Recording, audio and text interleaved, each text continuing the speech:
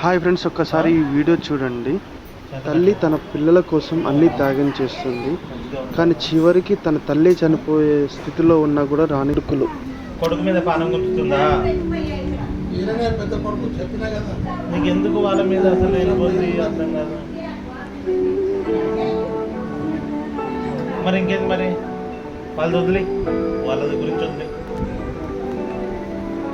కూర్చున్నావా? లేచి కూర్చున్నావా? అయ్యాలా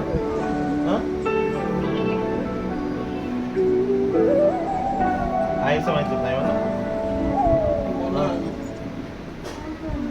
మరి ఏమి ఇబ్బంది అవుతుంది?